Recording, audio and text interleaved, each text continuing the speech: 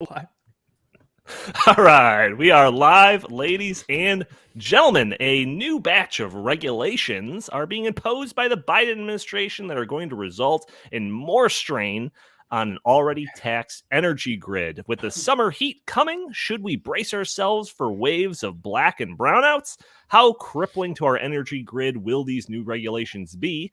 Well, we have an energy expert on to talk about all of this, and it might be a guy you recognize. We're going to be talking about all this and more on episode 400 of the In the Tank podcast.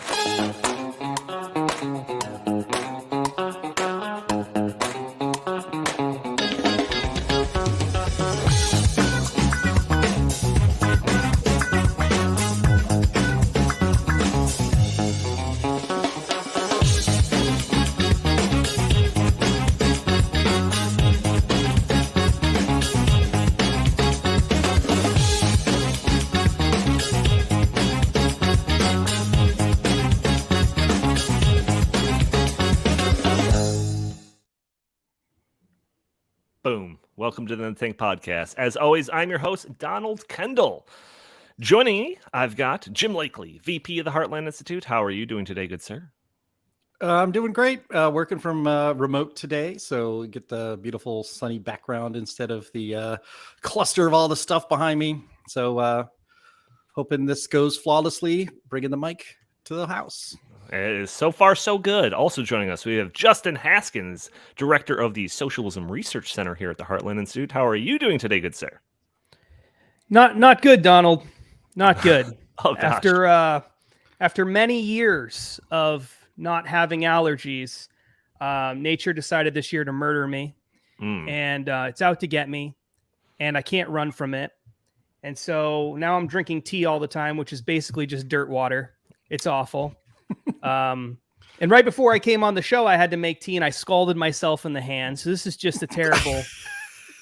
It's not going well, guys. It's not going well. So. Yeah, that is not great. The energy expert that I referenced earlier joining us due to popular demand, a fierce and intense outcry from the public to bring him back on. We have Isaac Orr, policy fellow at the Center of the American Experiment. How are you doing today, good sir? I'm doing great, and it's great to be here for episode 400 of the In the Tank podcast, where we explore the work of think tanks throughout the country. Oh, that is right. You messed up the intro. You didn't even get the intro to your own podcast right. You're just dusting off all the classics. Yeah, and Justin, I will say, your mascara looks pristine right now. Thank you. It takes a lot of work to get ready for this show. It looks good. It looks like you spent a lot of time on it. A little cat eye right there. Looks nice. Yeah, I do. That's right. Yeah, that's all natural. That's all that is. Right. It takes a lot to pull off that suffering from pollen look, but you've got it down perfectly. Audio only listeners, I want to put that message out there for you to that are probably listening to this on a Friday or later, that you can join us a day earlier on Thursdays at noon Central Time, where we're streaming this live on Facebook and YouTube and Rumble and Twitter, and you can join the conversation, throw your comments and questions in the chat. Maybe we'll show your comments on the screen. Maybe we'll address your questions on the fly. We also have super chat function enabled. So if you want to guarantee that your comment will be read or question will be answered, you can utilize that. It's a great way to support the show. You can also support the show by doing a couple of things. Those audio only listeners I mentioned earlier can rate the show and give us a review on iTunes. It'd be greatly appreciated. And those watching on YouTube can subscribe. Leave a comment under the video, hit that like button, share this content. All these things help break through those big tech algorithms that prevent content like this from being shown to more people. So Isaac, I'm not joking, man. It was a fan-led letter writing campaign that resulted with you being asked to come back on the show, and the timing was perfect, because it literally happened after the last episode. And I was just like, well, what's a better time to bring on Isaac than the 400th episode? Yeah, I don't know. Maybe the episode where you talk about farming. That's a good point. We did talk about agriculture last week, didn't we? Oh, yeah. Who do we know that maybe grew up on a farm and would know something about it? That's a very good point. Sorry, I'm just giving. I know that the listeners who have been asking for me to come back miss that sassiness, so I'm just really laying it on. Coming in hot with it. Coming in very hot. It's listener with no That's plural. true. That is. Oh very true. no. There was a single squeaky wheel. When Donnie says that it was a fan letter driven effort to get you back on the pod, he meant that. A fan, one person, exactly. Said, hey, how about having Isaac back on? And we thought, well, 400 is a nice round number. And, we're feeling pretty generous. The good weather has begun up here in the upper Midwest. So no. I also put the over under on Isaac reminding us why he's not on the podcast anymore, either by insulting you, Donnie, or you, Justin. I can take it, actually. No, he's already on the fence. Put that comment back up there. Congratulate us on our 400th. Happy 400th episode, says the head of the Isaac Orr fan club for a successful hunger strike to bring him back on the podcast. Let's hear him do that famous Klobuchar impression. Let's see it. I'll do it. I will do it this episode, but I'm going to pick my moment at some point. All right. So we do have a lot to get into. We brought him on to talk about some energy-centric topics. So anyone that's tuning in after the live show, if you don't want to hear us talk this kind of early on banter, you're just going to have to skip ahead a little bit because this is our 400th episode and we should celebrate it a little bit, or more in the fact that we've been doing this for like 8 years. I mean, that's wild. That's kind of unbelievable. Yeah. My favorite in the tank episode or segment is definitely the one where Justin just roasted me. It's like where I'm sorry for you. I forget what episode that was, but that was the funniest thing really I had ever seen.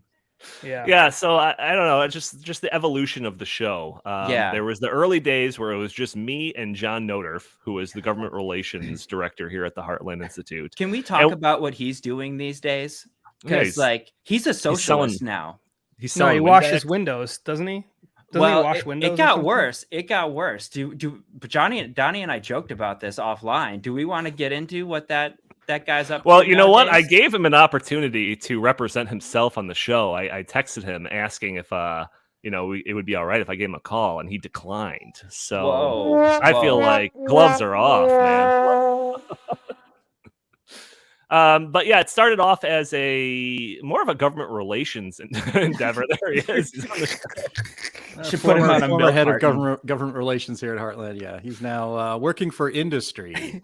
Yeah, right. Is that what you call squeegeeing cars as stoplights to earn spare change? Yeah. With a newspaper.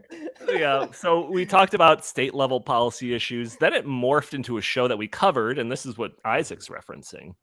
It morphed into a show that covered work of think tanks across the country. And each week we would feature a report. We would have a guest on representing some state-level think tank for our Better Know a Think Tank segment. In fact, I'm pretty sure that very early on, maybe episode 95, we had on your boss, Isaac, from the Center of the American Experiment to talk about various things and stuff. And then John left, and then it was me, Isaac, and Justin. And we largely stuck to that, that think tank work that tried format. And true proven formula for success. That's right. And then around episode 190, something like that, we changed format again once we started doing video.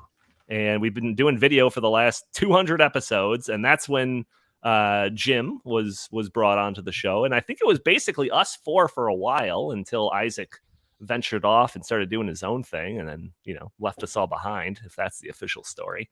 So I'm curious for all of the listeners that are in our chat right now. I am very curious as to when you started listening to the show, when you started tuning in.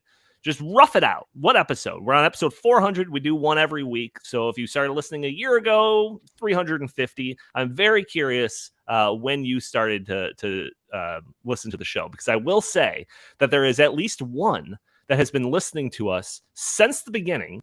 And I know this because he comes to all of our events and complains to me that we're not adhering to the think tank work of think tanks across the country model anymore. So he's not a very happy fan, but he's been here a long time. So. As he should. That was a great format. That's why today, Donnie said I get to pick what we talk about. So I chose we are going to do occupational licensing reform and the index that was made by the Archbridge Institute out of West Virginia. No. Before anyone tunes out, we are not talking about that, because that is like the thing that we did for the first 100 or so episodes. We would do all these state level policy stuff, occupational licensing, certificate of need laws, minimum wage reports. Justin remembers all of this. And, I thought it was a pretty good model for, 100 episodes. But then you start kind of getting the same pattern of things over and over again. It's just like, let's branch out a little bit. So, Justin, what do you think? Do you think it was a good idea to kind of stem away from that a little bit? I think it was a bad idea to ever go in that direction in the first place. Oh, so but that's okay. I mean, that was the idea. So the idea was to make this a podcast. And this is why that's not really serious. The idea was to make this a podcast mainly for like think tank type people and people interested in policy. Like that was the idea. Right. So it made sense for that model, right? But then once we outgrew all those people and we started reaching, real America, not people who live in the think tank world, which is just like clown world. We started reaching, people who didn't want to hear about certificate of need laws every week. And so it made sense to change the format. So I will say this, since John isn't here to defend himself, I'm going to attack him ruthlessly. He was honestly what held this show back for a long time. And here's why. Here's why he was. It wasn't because he's, not a handsome guy. Just look at that picture. He's obviously a handsome guy. And it's not because he was boring or anything like that. I didn't think he was boring. He's really smart. And he's got this really charming Southern accent, that he likes to throw out there when he's on camera. But but the thing is, he loved those stupid topics. He just freaking loved them. He loved talking about con laws all day long. Right. And this show would never have grown beyond the 50 people that listened before. Sure. If John Nodorf was still here, because he would have laid down his life to continue talking about con law reports from the Mercatus Center. That's what he would have done. And so good riddance to him. Jim, you gotta jump in, because while you weren't on the show for the first 190 episodes, he's definitely had an oversight role for the most part. So what are your thoughts about the evolution of it and, where we've come from and all of the snarky comments by our other two panelists today? I mean, I think I never would have thought we would have got to 400 episodes, to be honest. I remember when you came to me, you wanted to host a podcast. It's like, I have an idea. I think we should do a podcast about think tanks. And, if anybody would ever to go back and find the first 20 episodes of that. And of course, it was just audio only back in the day. And it was just you and John, sitting in our little podcast studio, which we used to have a smaller second podcast studio in the office, and do them from there, and just see how the show has evolved, and not just in broadening our topic, our topic menu, then, and bringing it out of just talking about other think tanks. I mean, it's still in the Tank podcast because we're a think tank. We're the Heartland Institute. So you're getting inside this think tank and what we're thinking about the news of the day. And we really do focus on policy. So just because we don't highlight, a certificate of need law paper for Mercatus or Cato or something like that, or from the Buckeye Institute in Ohio and that sort of thing, doesn't mean that we don't hit policy on this podcast. I mean, you can find a lot of podcasts out there that will talk about politics, and you and I, Donnie, we like to not talk about politics. We like to talk about policy, and we bring it up only when kind of really necessary, or when it actually would affect policy in the future. So, this is a podcast today are very niche oriented for the most part. If you're interested in a certain specific topic, you can go out there and find those podcasts that hit those topics that you like to listen to. And this is a podcast for people who are interested in drilling down with a little bit more detail into the policy that runs our lives, and into the organizations and the outfits and the cabals and all of these places that are pushing to further run your lives. And we do it from a freedom-oriented perspective. So expanding what we do, I think, made this podcast more relevant. Obviously, we have a bigger audience, and it makes it more, I think, more important to listen to it. And it's different than a lot of other podcasts you get. So I'm glad that we have a lot of listeners We're at episode 400. I'll see you at 500. Yeah, 500. And that's 2 years from now. So it's crazy to think about. I will say that I went back and I was watching episode 193 because it came up in like my timeline of 4 years ago. And I feel like, Justin, you had a lot more energy back then. You're a little bit toned down. I don't know if you're just like beaten down by the way of the world now or whatever, but man, you had a little bit more spunk in you. But well, now it just takes all of the energy that I have to continue standing and not sitting down. So you're lucky that I'm even here and haven't passed out already, frankly. So Isaac, we do have a whole bunch of stuff to get to topic wise, but any other last remarks about this? Any other best moments that you can think of over our 400 episodes that we've done or anything like that? I've said my piece on that. Okay. All right. Sounds good. Anyone that's tuning in, let us know, especially those that are longtime listeners. If you do have a favorite segment or a memorable moment or something like that, share it in the comments. I'm very curious if there's something that I've forgotten. There are a few episodes that I recall that a few moments, a few episodes that I recall that will stick with me for a while. One of them was when we did the Michael Moore movie, the Planet of the Humans. I thought that was right at the beginning of the pandemic. And I thought that was just like something that, like, everyone that's in this debate, like, put that in your holster. Like, Michael Moore is talking about how wind and solar are not our saviors. Like, we won the debate. It's over. He said it. So I really like that episode. But another memorable, and this is a little bit at the expense of Justin, was very early on to COVID. Very, very early on, like before any of the lockdown stuff at all. Justin predicted that, within 2 months, no one's going to ever be talking about this whole COVID thing again. He's like 3 months, no one will even remember it or something like that. So yeah, probably the worst prediction ever made on this podcast. But, yeah, you want to know why I'm so depressed. It's not helping. It's not helping. I mean, honestly, it was good for me because I've been so successful in my career. I needed something like that. I wake up every day. Every day I wake up and I watch that clip to remind myself of how terrible I am so that I can, bring myself back down to earth a little bit. And so it's not the best way to start the day, but it's important to keep my ego in check. So just eat your humble pie for breakfast. Blah, blah, blah. And the last thing that I want to mention is that I wish I can go back and tally this up, because I'm going to put out an estimate there. Out of the 400 episodes that we've done, how many do you think that I have missed as host? Because I have an estimate. Anyone? I'm 6. 6. I'm going to say 3. 3? Yeah. I was being generous, and I said 10 at most. I think I've missed 10, and that's from, like being gone on like my wedding. Yeah, when the babies came, various, if I'm down in Dallas or something. I want to change to 5. Up to 5. Yeah. So I'm just pointing that out there because I am loyal to everyone tuning into this. I don't miss episodes very often. I'm just making a point of it. All right, let's get to it. We're almost 20 minutes in. I want to get to our topics. We have an energy expert here, so I want to talk about some energy related stuff. And all of the articles and all the links and most of the stuff that I'm going to bring up on this podcast all revolve around one main topic. And that topic is the subject of the first article I want to discuss, which comes from the Wall Street Journal. It's an article titled "Your Coming Summer of Blackouts." So the author of this piece talks about a recently released assessment forecast from the North American Electric Reliability Corporation, or NERC. Is that how you pronounce it, Isaac? That's correct. NERC.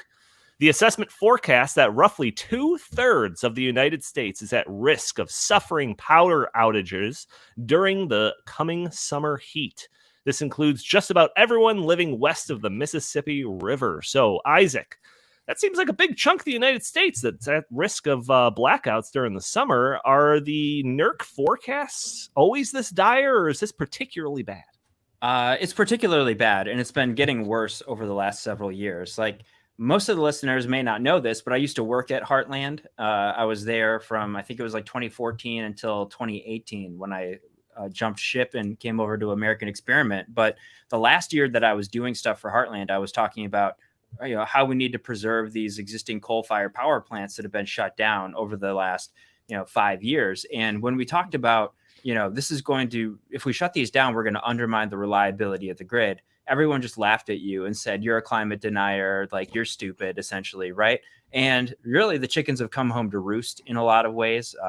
We haven't had the blackouts yet, but all of the signs are pointing towards, if we have like a widespread heat wave in the United States, there's not going to be enough juice to keep everything going. So ultimately, like the Biden administration is making this worse by enacting power plant regulations, which is another thing that they talk about in the prestigious think tank, the Wall Street Journal talks about in their editorial. That's a jab at me. Isaac supplied me a bunch of think tank related links to this topic, but I chose to use that one to kind of let it off. So I get it. I understand. I do want to get to those new regulations from Biden, but I just want to get some other comments from Justin and Jim in here about just this idea of we're looking down the barrel of rolling blackouts across the entire country in this coming summer. And I feel like, based on all the stuff that we've talked about on this podcast over the last 400 episodes, that we're going to soon get to a point where we reminisce about the times where summer blackouts were limited to places like California. I fear that we're on a path where we're going to routinely receive text alerts from the government or flex alerts, as they're called in California, asking people to limit their energy usage over the next, 8 to 12 hours or something like we have seen in California. Or perhaps your smart thermostat in your house will lock you out of being able to set your air conditioning below 80 degrees, like that story in Colorado, I think. Yep. Yeah.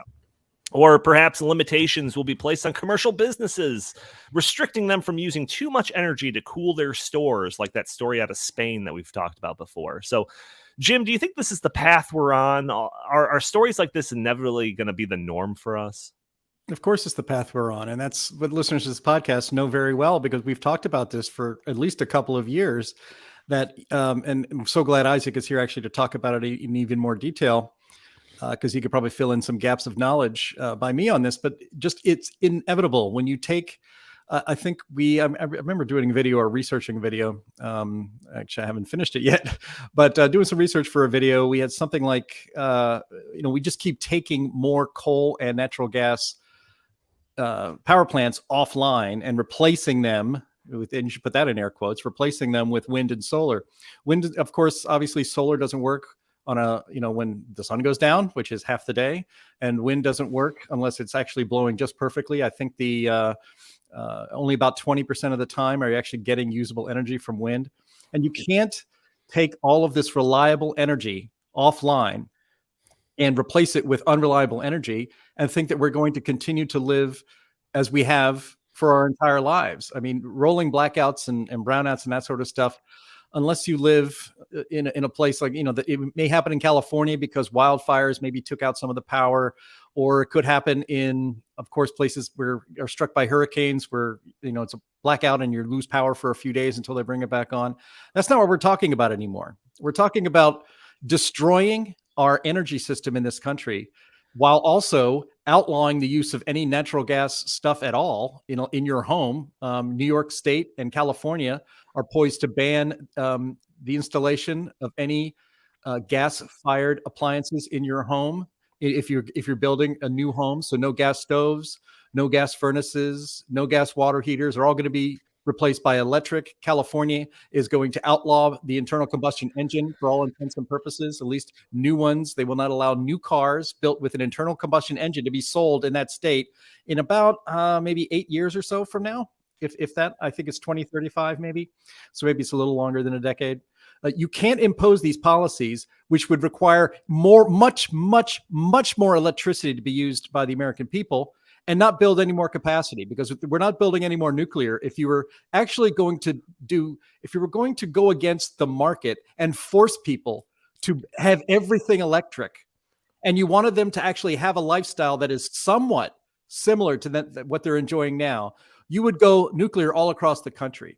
We are not doing this because we are run by ideological idiots and they want you to suffer. So we're going to super ramp up demand for electricity while super diminishing our ability to generate reliable electricity. The inevitable, you don't have to be an energy expert or an economist or anybody else to just put those two things together and realize Blackouts and brownouts are inevitable, and they're coming faster than anybody would have even guessed 2 years ago, thanks to the policies of this Biden administration.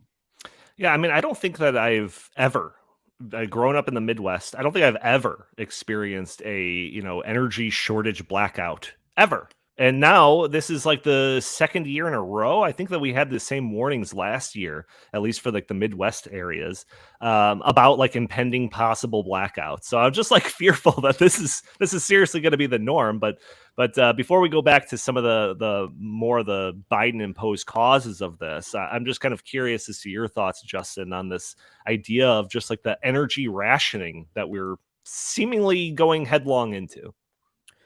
Yeah, one of the things that I've always been very interested in is really trying to understand what people on the left, not the sort of radical environmentalists who just don't care about any of this because they would prefer we just don't even use energy. A lot of them, or at least to significantly cut it, they'd be fine with that, or to have fewer humans, they'd be fine with that, or for us to live in smaller spaces, they'd be fine with that, to drive our car less, they'd be fine with that. But what about like just your run of the mill, sort of middle of the road Democrat, or, certain Republicans or independents that also kind of feel strongly about this. The ones who are in office in particular, who should be a little more educated on this, maybe they're not, but they should be. The math and the science on this is settled. It's going to happen. It's not a question of, it's just math. It's just basic math. All you have to do is look at the production. You can project things out. You can project out consumption and do all this stuff. And you can figure out what we're capable of powering and what we're not capable of powering and what that's going to look like in the future. And it's not going to be exact, but you can get a rough picture of that. And a lot of people like Isaac and others have been doing that for a long time. And it seems like no matter how many reports they put out, a lot of people just look at it and say, we're still going to go in the other direction. We don't care what the math says, and we don't care what the science says, and we don't care what the basic laws of physics. It doesn't matter to us. We're just going to keep going in this other direction. At some point, though, they have to know that when we're going to reach a level where we're going to be so dependent on wind and solar if they get their way. And maybe they think they'll never get their way, but we'll be so dependent on wind and solar at some point that the amount of problems that are going to come from that are going to be so extreme that they're going to face some backlash for that. And I want to know what is going through these people's minds, because unlike with conventional energy, like with energy sources like coal or natural gas or nuclear power, where if you needed to build more, you can build it just about anywhere, and you can do it in a relatively small space. But with wind and solar, you need like massive amounts of land. You need the right kind of conditions. You need new transmission lines all over the place. Like, people are not going to, that's not going to happen. You're not going to get to a point where you say, you know what, we're having too many power problems, so let's just build a lot more of this and take up a lot more land and have a lot more issue, because you're going to have all these people fighting it, not in my backyard types and all of that. And so I just don't even understand what the plan is if they actually get their way. All I can think of is that they don't actually believe that that day is ever going to happen. And so they just keep saying, let's do this, let's do this, let's do this.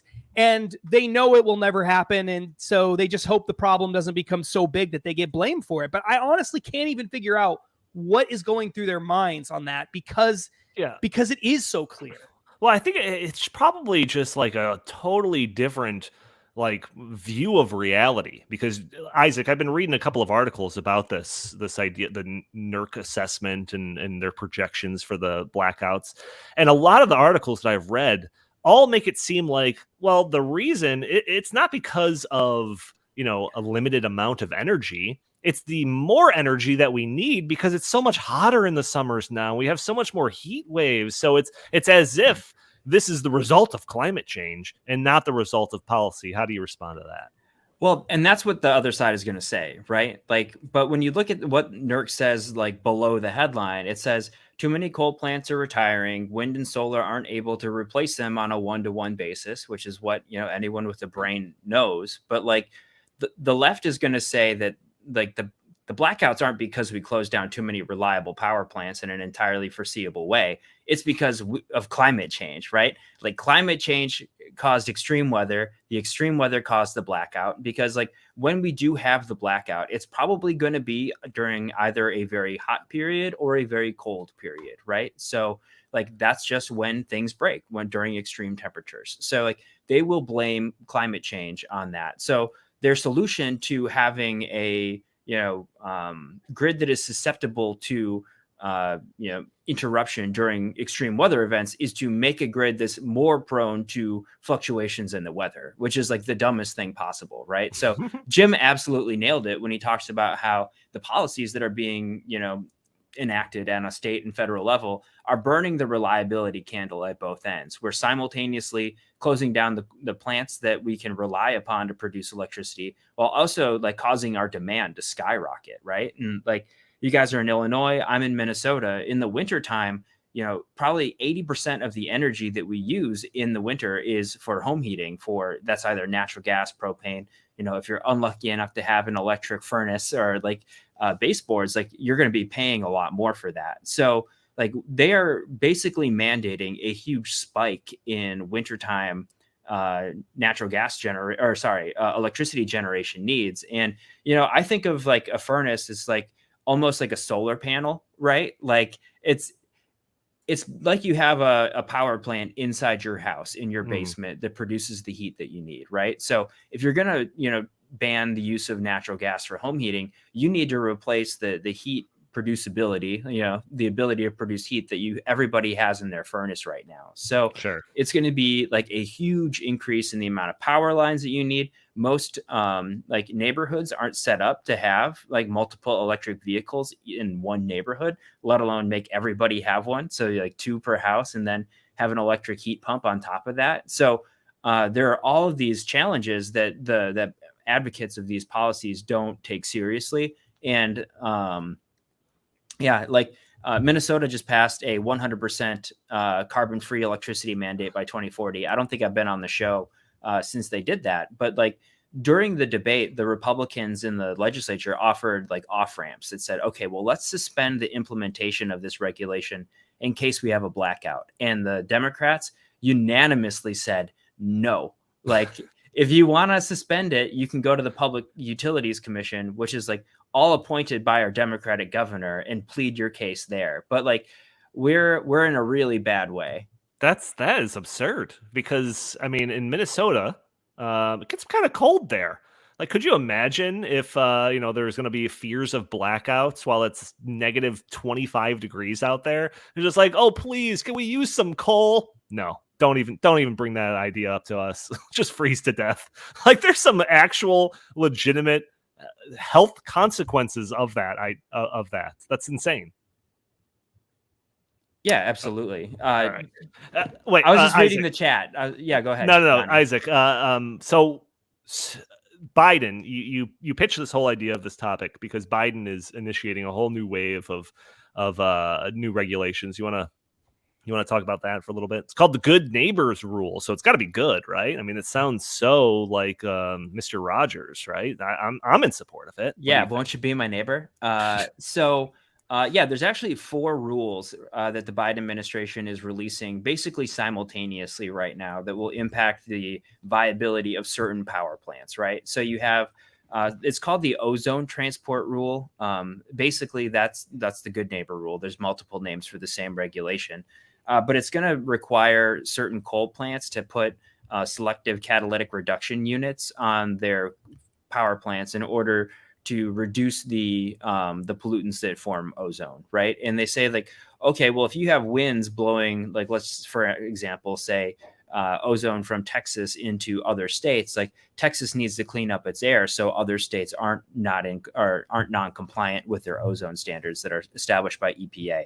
So that's going to cost billions of dollars and take several dozens of coal plants offline. So like that's going to really undermine the reliability of the grid. There's also a rule called the coal combustion and residual rule. That's going to be really bad in the Midwest. That'll probably take another 3,000 to 5,000 megawatts of capacity offline, and that's like that's basically enough to power the entire state of Minnesota on an average basis, right? So average hourly basis.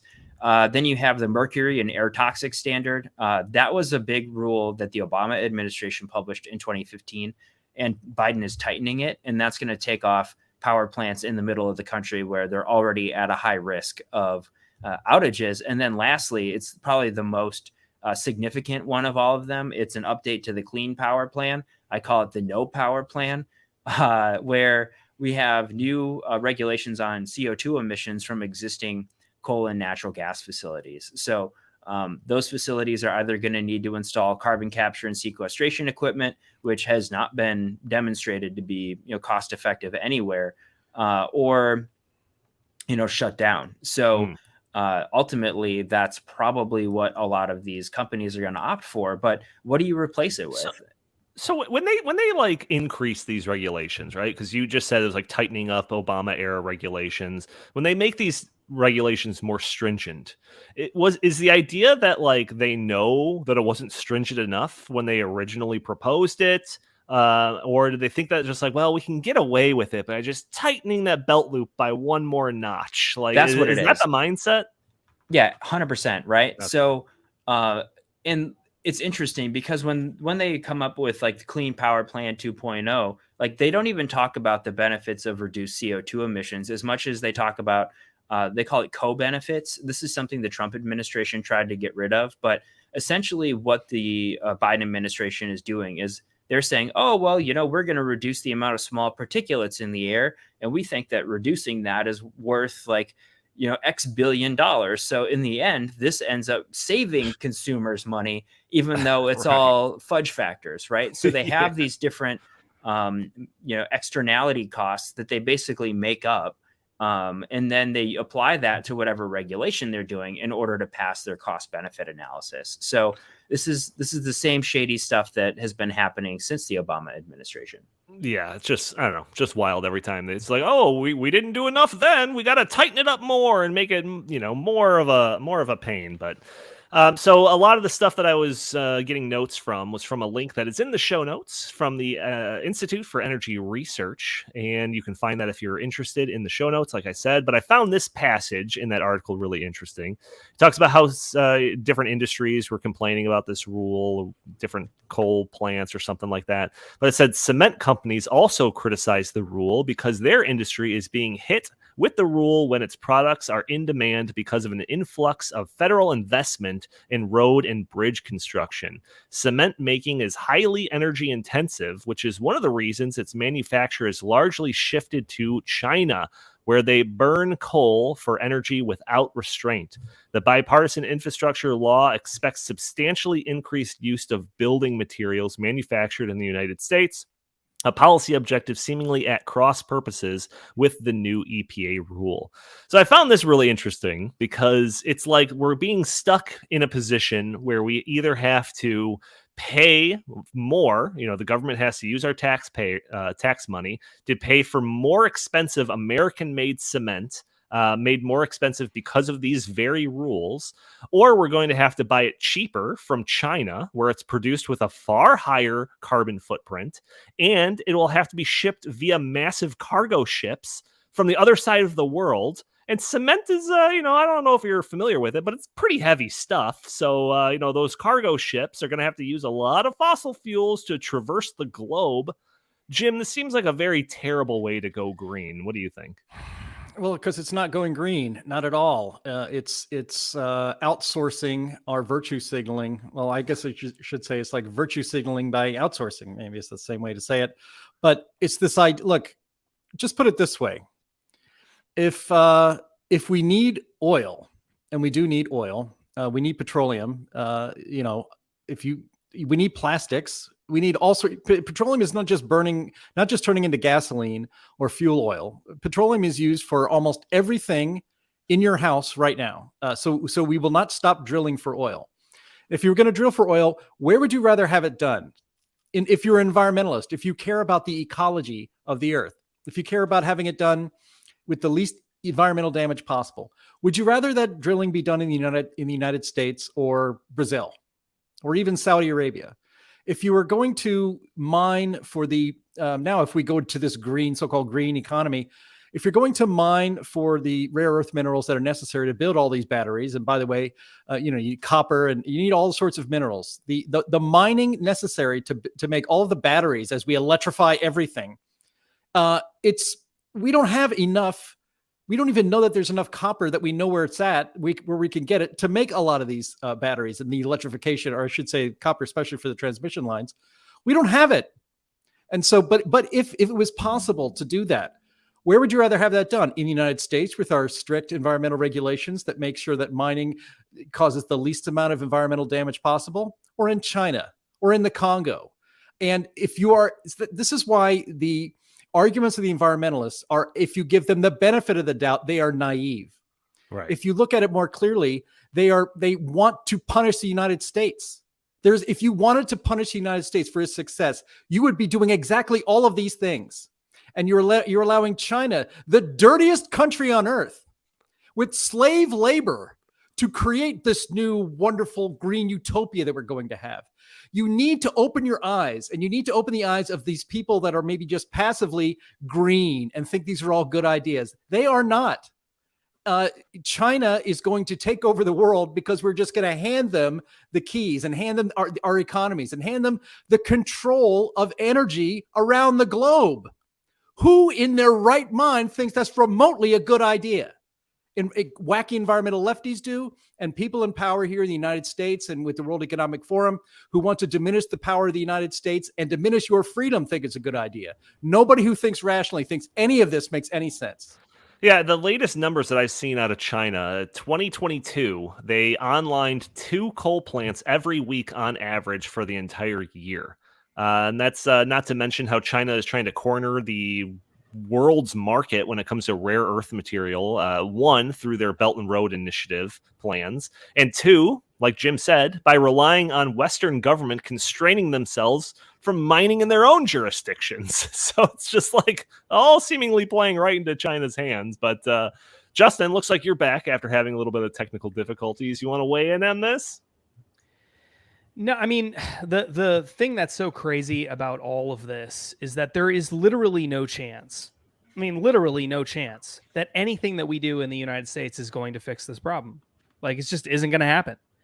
And so what's so bizarre about this debate is that, earlier we mentioned, well, what the left says is that if we don't do something about climate change and we don't, make our power system, completely overhaul our power system, then we're going to have hotter and hotter weather, and that's going to cause all these problems and all of that. But that is meaningless because of what we're seeing in China, as you're referencing. So in China, in India, in other parts of the developing world, the amount of carbon dioxide emissions that are being added into the atmosphere as a result of their development, which is lifting people out of poverty, by the way, in many cases, is so much more than anything that we can cut here that it is irrelevant.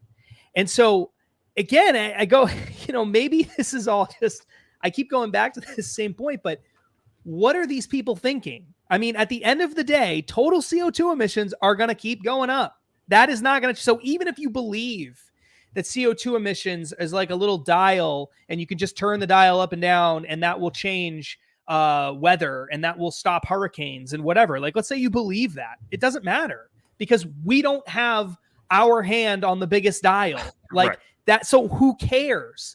And so literally we are destroying our energy system. We are making it more unreliable by the day. Also, that we can have absolutely zero effect right. on climate change in the long run. It's actually zero. There are some people that say, well, it's really just a fraction. We talk about that. It's a small amount of impact on temperature. But I don't think it's really ultimately any impact on global warming, because warming's going to happen either way if you believe that CO2 is causing it, because CO2 is going to keep going up. So the only rational, thing that you can do if you're on the left and you take this position that CO2 emissions are going to kill everybody is to start with China and start with India And then after you're done convincing them to cut their CO2 emissions, then you can come talk to me. Until then, I don't want to hear from you because it's irrelevant. I get that, Justin, but there are tons of like normie voters out there that have been conditioned to think that like wind and solar are good, right? That's just like, you don't even question that. You just know that wind and solar are good. And like, it sounds really good in theory, to be honest. Like, oh, wind is free, sun is free. Like, yeah, let's use that. Like, they don't understand the complexity of the grid. They don't understand that we're flirting with disaster because every time they've gone to flip the switch, the electricity's been there. Like, these are the people that think milk comes from the store and electricity comes from the outlet. And they're not going to, as the dairy farm kid, that's like my like classic gripe, right? Wow. You got a cow behind you. Works perfectly. They're not going to reconsider any of these preconceived notions until the lights don't come on, right? And well, it might be happening sooner than you think. That's true. In the meantime, like we need to be doing a better job of messaging to them about things that they actually care about. And I think the slavery angle is a big one because 80% of the solar components that are made in the world come from China. Many of them come from Western China in the Xinjiang region, where you have enslaved Muslim Uyghurs, like in Minnesota, there's a lot of people that have signs in their yard that says, I love my Muslim neighbor. And that's fine. But like, why are you totally cool with having solar panels on your roof then at the same time? Right. Like those are the moral issues, because like for a lot of these kind of normie voters who don't really tune in, they're not necessarily like, we're preaching to the choir here. Right. But like, how do we talk to the listeners of this show and kind of like get them into the headspace to where maybe they can start persuading some of their friends who don't think about this as much as we do. And I do think it's like this issue of like, okay, well, like right now, the prevailing like moral zeitgeist of our society, let's just call it that, is like wind and solar are good. If you oppose them and support fossil fuels, you're bad. And we need to flip that script. We need to have the moral argument is solar panels are made predominantly using slave labor. If you support solar panels, you're a bad person, right? Like we need to rip away that kind of that like smug moral superiority that they get to feel by supporting solar. Yeah, there was a conversation that I remember Justin and I had years ago. This is back in the Green New Deal time where, we came up with like the phraseology of, that the Green New Deal or transitioning to 100% green energy or whatever would have been economically disastrous, but it would also be environmentally toxic. Because people don't realize that it's not just, there's another side of the ledger, when it comes to all, what you were talking about, the slave labor, but all the mining of the resources that's required. Plus, these solar panels and these wind turbines, they're not exactly recyclable. So we're talking about having just tons of this waste from solar panels that we just don't even know what to do with at this point. And all of that just kind of gets brushed aside because people just looking at one side of the ledger. But what does amaze me, and this kind of goes to your comments, Isaac, is that people think that transitioning to 100% wind and solar is going to be easy. I just watched an interview segment with Steve Malloy from junkscience.com. He's been on this podcast a couple of times, where he was basically brought on to be the counterpoint to some climate alarmists, one of them representing Extinction Rebellion. And at one point of the interview, the Extinction Rebellion guy said that the only thing standing in the way of going fully renewable was the government. And I was like, what? Like, that's the complete opposite of reality. The only reason that wind and solar makes up 6% of the energy makeup right now is because of massive government subsidies and mandates. So, Jim, I actually watched that clip because you recommended it. Thoughts on this idea of it being easy to transition? Well, I mean, you know what I mean. Well, it's easy to transition if you don't want anyone to have power. You could just do it, and that's apparently what our policy is in this country. It's we're just going to do it. We're the only thing I had it on mute, but I was laughing. The only thing keeping us from going fully green and transitioning to this utopia that is impossible is the government is in the way. No, reality is in the way, and reality is going to win. In a contest between what I would like the world to look like and what the world actually is, reality wins every time. And what we're going to see, which is the title of this podcast, getting you ready for summer blackouts, is that reality is going to start hitting more and more people around this country this summer. I was asking, and again, as you mentioned, Donnie, the idea of getting a blackout warning up here in Northern Illinois, where you've lived your whole life. You just never remembered it ever happening before. And now that's going to become a routine part of our lives. And we cannot energy efficiency our way out of this. We cannot replace coal and natural gas and nuclear power with, as Justin pointed out, wind and solar that takes massive amounts of land away from either agriculture. That actually destroys the environment. You destroy a hilltop to put windmills on it.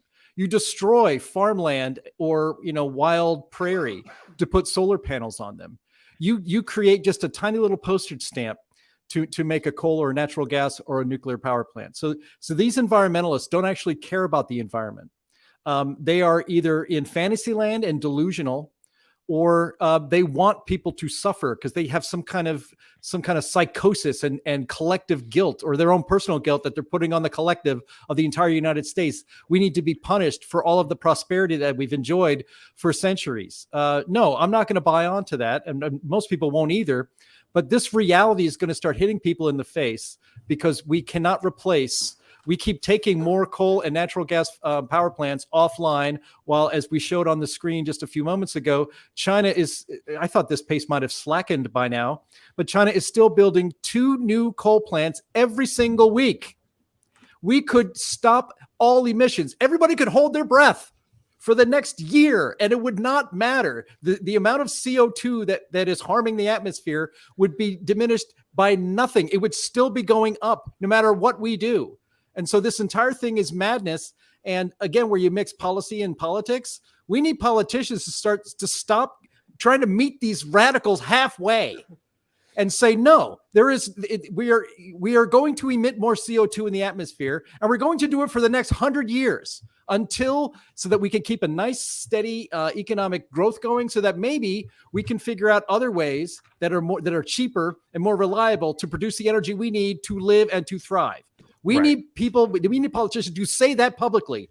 Instead, we got a lot of milquetoast rhino Republicans who are trying to meet these radicals halfway. When you meet them halfway, they're just going to chop your head off. And that's what's going to happen. Yeah, that idea of like, oh, we'll just be a little bit more efficient. Like, I think that is just like so absurd. That's another thing that absolutely boggles my mind about this. We'll just, not use as much energy. Yeah, that'll help. And like, unless you embrace some of the crazier and darker and straight up authoritarian dictator type solutions to dealing with climate change, there are a number of realities that you're going to have to recognize when it comes to energy usage in the future. One of those things is populations are going up, not just in America, but worldwide. And this means more people using energy. A lot of developing countries are using more energy as their standard of living increase and their populations increase. China, like we were just talking about, their energy consumption tripled in just the last 20 years. India's energy consumption doubled in that same time span. That's a lot of people using a lot of energy on that half of the world. Food production. We just talked about John Kerry blaming some of climate change on agriculture just earlier this month.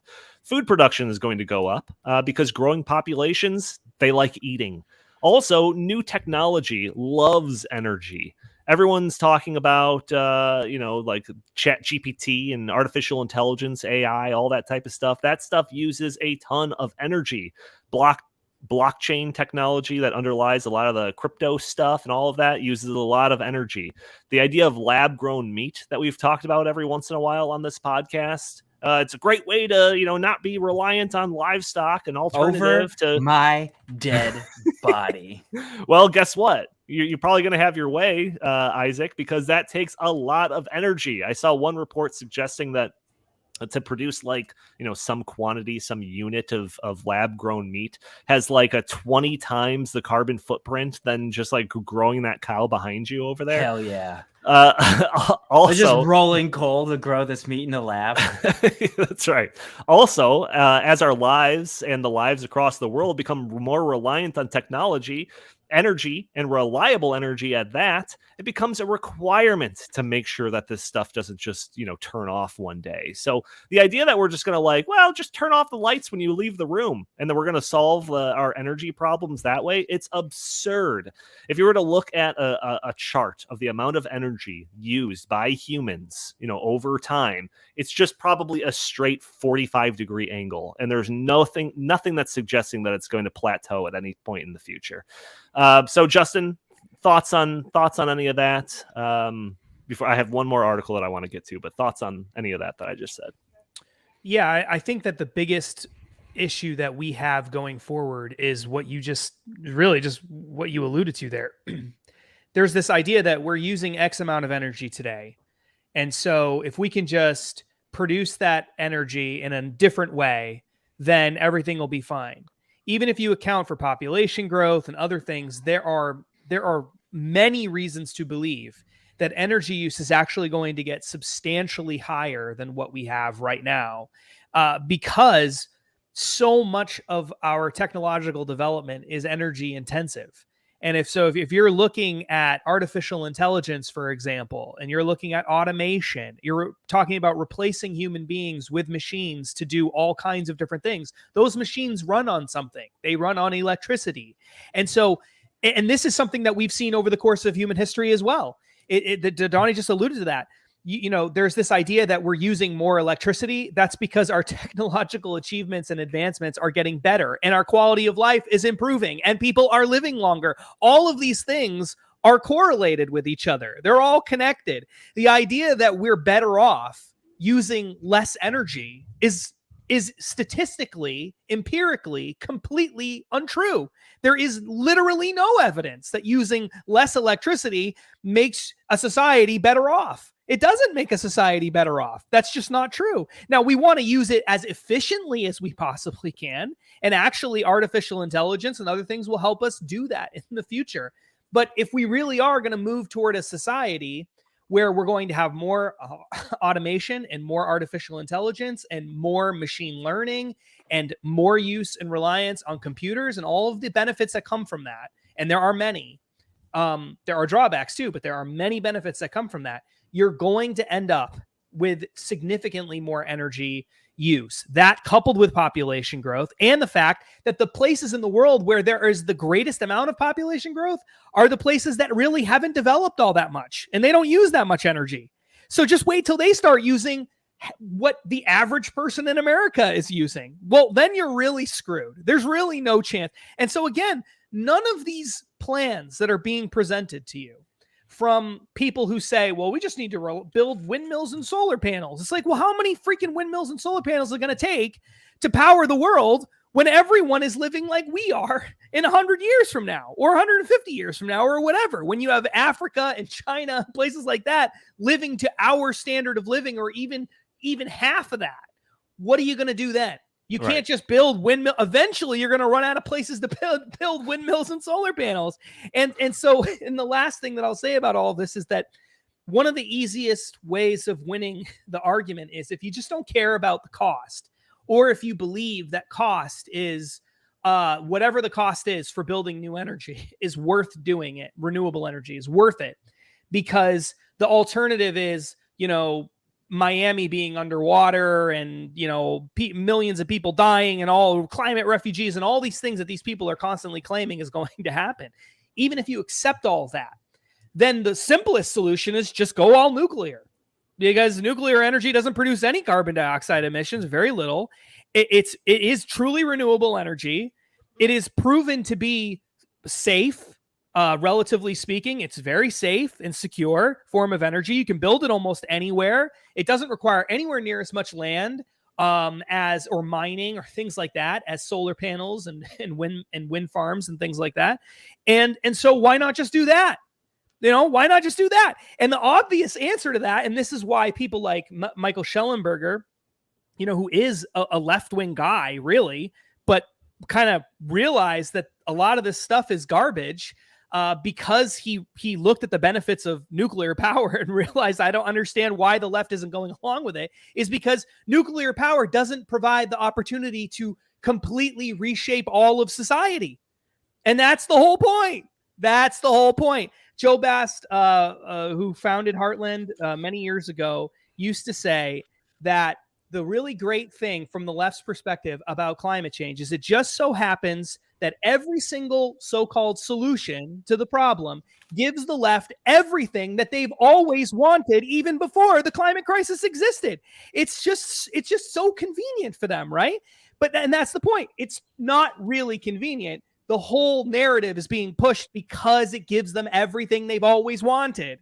And so they're going to keep going with this for as long as people allow, because if they actually win, they'll get everything that they've always wanted, tried all these other different arguments, and they didn't work. So now we go to this existential crisis. The only thing we can do to solve it is to give the left everything they want. And that's really where we're at. And so if we can just show people, and I think Isaac is exactly right about the humanitarian aspects of it. I think Donnie, he pointed out the environmental harms of this. These are the things we need to highlight. It can't just be about dollars and cents, because that doesn't win over a large segment of society. It has to be, look, this stuff is really bad for the environment. It's really bad for poor people, not just here in the United States, but around the world. And it's not sustainable at all. It isn't really going to solve the problem. It's going to kill lots of animals and take up massive amounts of land. And it requires human rights violations, because all this stuff is being mined or produced, varying aspects of it, in parts of the world where they have no human rights standards or very low human rights standards. So I think focusing on those things is more important than anything else.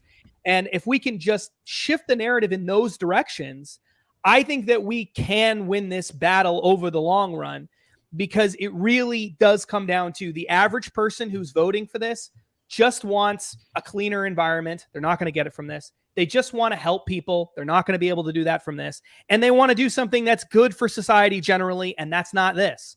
And if we can just make those points, the regular everyday person that's voting for these kinds of politicians making these grand promises is going to realize this is actually just a giant scam. That is very, very well put. Very well. From the LA Times explaining what you should do in preparation of blackouts. But, after such a great little monologue there, I don't think it's worth bringing up. So, Isaac, I will give it to you, though, because you are our guest of honor.